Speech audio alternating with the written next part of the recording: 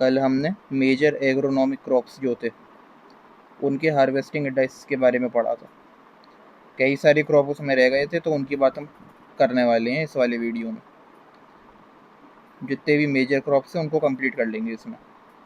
तो बात करते हैं ओट से। ओट जिसे हम बोलते हैं अवीना सताइवा। ओट की अगर हम बात करें तो इसमें होता यह है, इसका इन्फ्लोरेसेंस पेनिकल है, और पेनिकल का जो टॉप पोर्शन है वो पहले मेच्योर होता है। इसलिए हार्वेस्टिंग तब करी जाती है जब अपर ग्रेन्स जो हैं वो हार्ड डो स्टेज के हो जाते हैं, हार्ड डो स्टेज पे आ जाते हैं, और बाकी पूरा पौधा आपका सूखेगा, यानी कि येलोइश वाइट आपको देखने को मिलेगा। जैसे यहाँ पे देखो फोटो बनी है, ये क्या है, ये ग्रेन्स हैं ओट के। ये इसके ऊपर का हल है, इसमें से ग्रेन को निकाल लिया है। ये पौधा सूखने के बाद इस तरीके का हो जाता है। ये देखो ये यहाँ बना हुआ, ये वेजिटेटिव स्टेज दिखा रखी है। ये ओट का प्लांट है अपनी वेजिटेटिव स्टेज में। ये देखो ये कुछ निकाल के उसका बंडल बना दिया है। ये नीचे भी देखो प्लांट दे रखा है, ये मैच्योरिटी पे आ गया है ओट का प्लांट। तो ये तो ओट के केस में हो गई हार्वेस्टिंग इंडाइसिस। आगे बात करते हैं मूंगफली की।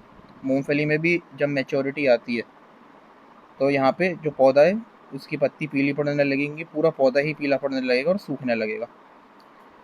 जो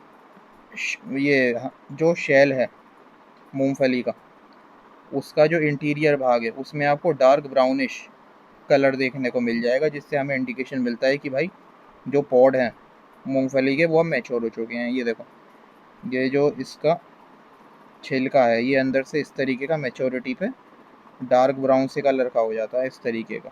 इससे पता लग जाता है कि दाना मैच्योर हो गया है।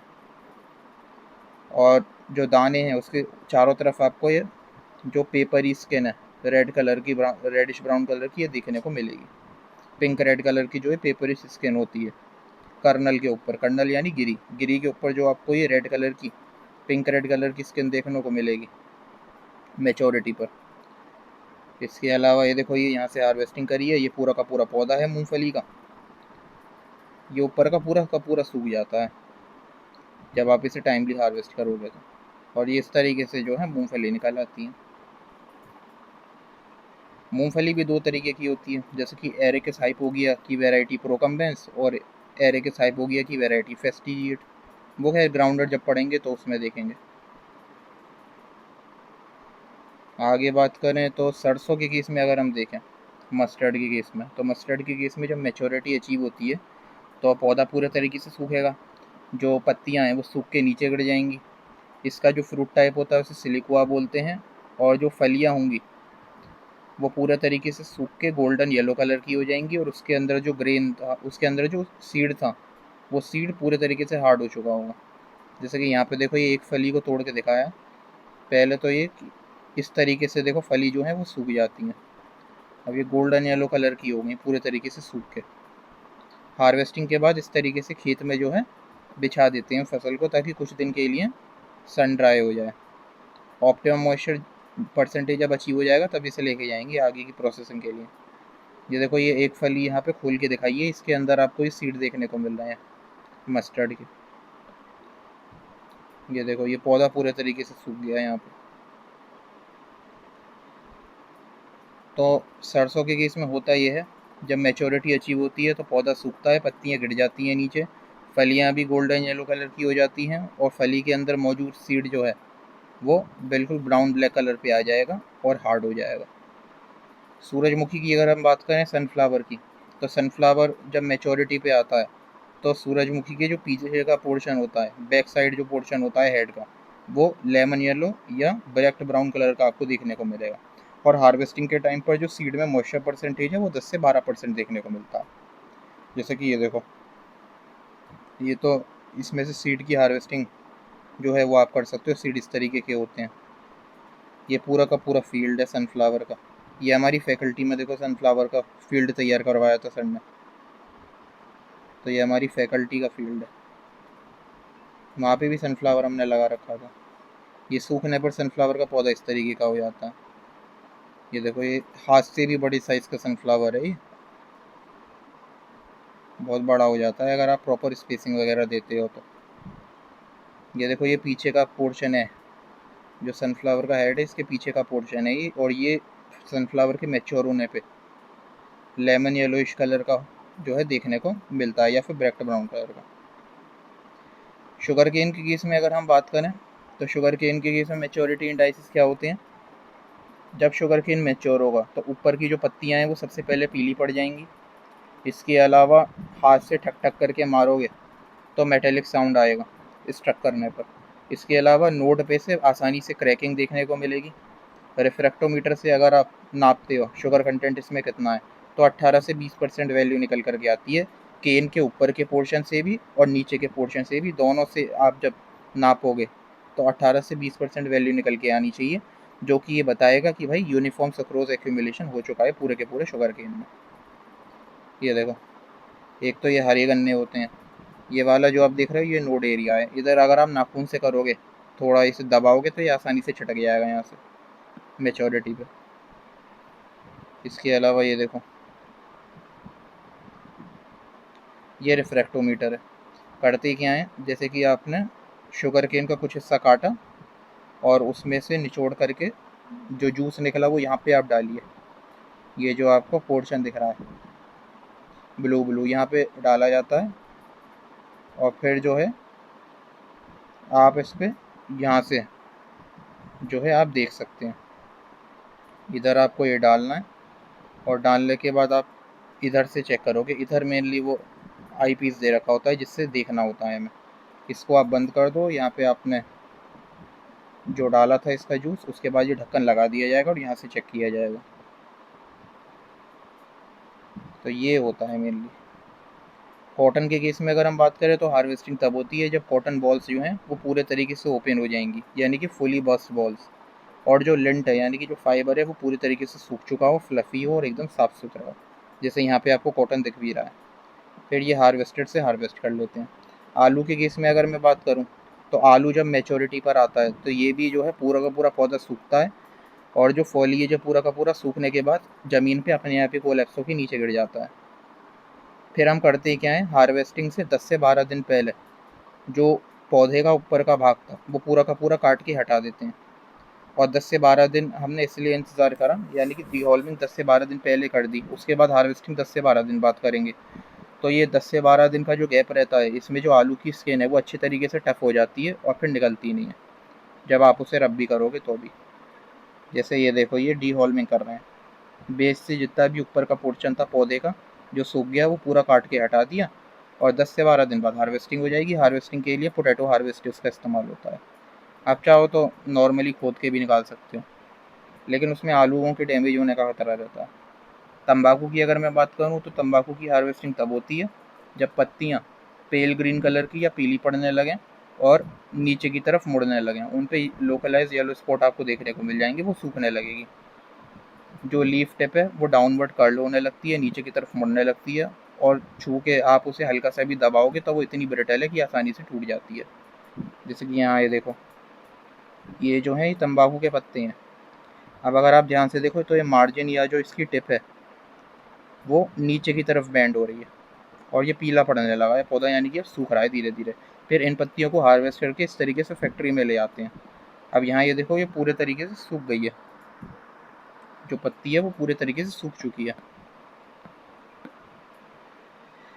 आगे यहाँ पे देखोगे तो ये हार्वेस्टर से हार्वेस्ट कर रहे हैं। ये पत्ते देख रहे हो पूरे तरीके से सूखे हुए हैं, पीले पड़ रहे हैं।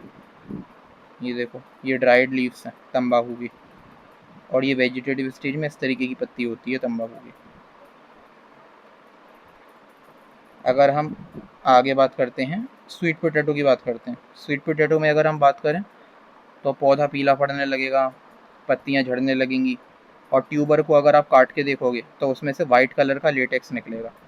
ये जो वाइट कलर का लेटेक्स होगा बहुत जल्दी सूख जाएगा और बिल्कुल भी काला रंग आपको देखने को नहीं मिलेगा, जो कि इंडिकेट करता है कि भाई मैच्योरिटी पे आ गया है पूरा का पूरा आपका जो वेजिटेबल है, आप उसे हार्वेस्टिंग कर सकते हो।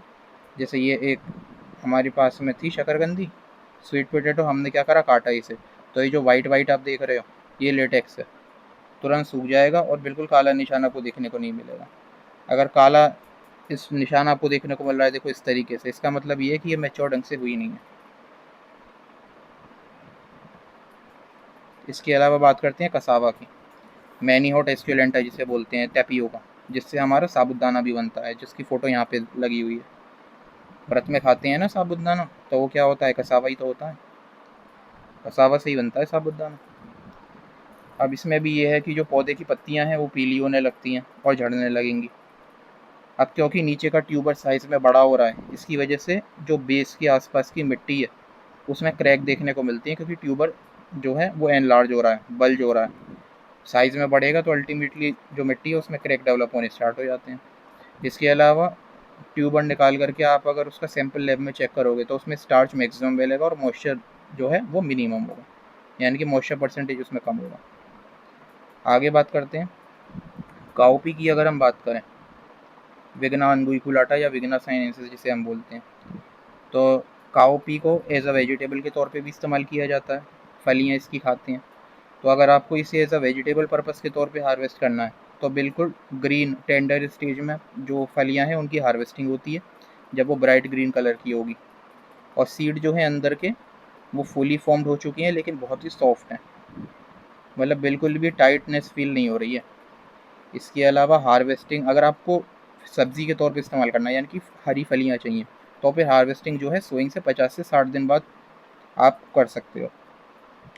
फिर हर 3 से 4 दिन में आपको पिकिंग जो है करनी पड़ेगी, ताकि आपको बढ़िया बढ़िया जो है हरी फलियाँ मिलती रहें। इसके अलावा अगर आपको ग्रेन के तौर पे चाहिए, यानी कि सीड एक्सट्रैक्शन करना है, तो पौधे को तो जो फलियाँ हैं, फलियों को पूरे तरीके से आपको सूखने देना है। जब फलियाँ पूरे तरीके से सूख के ब्राउनिश हो जाएँ, है ना, तब आपको उनकी हार्वेस्टिंग करनी है। मैच्योरिटी पर आकर के पौधा भी अल्टीमेटली पीला पड़ने लगेगा और सूखने लगेगा। अंदर का जब फली सूखती है तो अंदर का जो ग्रेन है वो हार्ड हो जाएगा, फ्रेम हो जाएगा, और अगर आप फली को हिलाते हो तो रैटलिंग साउंड भी देखने को मिलेगी, और मॉइस्चर कंटेंट 15% के आसपास देखने को मिलेगा या इससे कम। चारे के तौर पे अगर काउपी की हार्वेस्टिंग करनी है तो हम 50% फ्लावरिंग स्टेज पर या फिर अर्ली पॉड फॉर्मेशन स्टेज पर हार्वेस्टिंग करते हैं। 50% फ्लावरिंग स्टेज पर क्यों, या फिर आप कह सकते हो अर्ली पॉड फॉर्मेशन स्टेज पर, जब पॉड फॉर्मेशन जस्ट स्टार्ट हुई है। ऐसा इसलिए है क्योंकि उस टाइम पर जब आप क्योंकि पूरा का पूरा पौधा निकाल रहे हो ना, तब इसमें होता यह है कि इसका जो स्टेम वगैरह रहेगा वो टेंडर रहेगा, यानी कि जानवर आसानी से उसे चबा के खा पाएगा। नहीं तो अगर आपने बहुत ज़्यादा डिले कर दिया तो फिर वो एकदम वुडी हो जाएगा, फिर वो जानवर के खाने के लिए नहीं बचेगा, खा ही नहीं पाएगा जानवर फिर उसे। क्योंकि जब हम देखो यहाँ पे लिखा भी है 50% फ्लावरिंग या अर्ली पॉड फॉर्मेशन स्टेज पर हार्वेस्टिंग इसलिए करते हैं क्योंकि इससे ऑप्टिमम बैलेंस देखने को मिलता है बायोमास यील्ड में। क्रूड प्रोटीन कंटेंट भी सही होगा और डाइजेस्टिबिलिटी भी आसान रहेगी, इससे पहले कि स्टेम जो है पूरी तरीके से वुडी हो जाए, यानी कि एकदम कड़क हो जाए। जैसे कि यहाँ पे आपको दिख रहा है, ये फोडर के लिए हार्वेस्टिंग करते हैं जब फलियाँ जस्ट बननी शुरू हुई हैं। जैसे आप यहाँ पे देख रहे हो, ये हमारी फैकल्टी में लगा हुआ था, जो मैंने लगाया था। अब ये फलियाँ आप इसमें देख रहे हो तो ये जस्ट बननी शुरू हुई हैं, और यहाँ पे देखो ये इसका फ्लावर होता है काउपी का।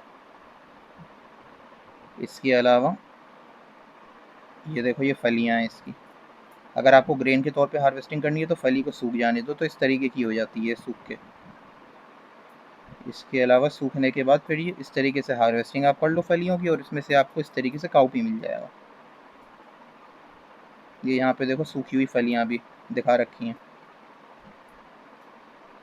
काफ़ी लंबे लंबे इसमें फलियाँ मिलती हैं। टाइमली आपको 3 से 4 दिन के गैप पर आप हार्वेस्टिंग कर सकते हो अगर आपको हरी फलियाँ चाहिए तो।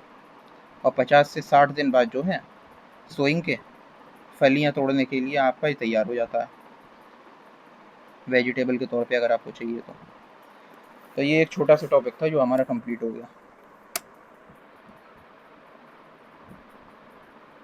इसमें हाँ, ये वाला टॉपिक भी पूरा कंप्लीट हो गया है। कोई भी डाउट हो आप कमेंट में कमेंट कर सकते हो।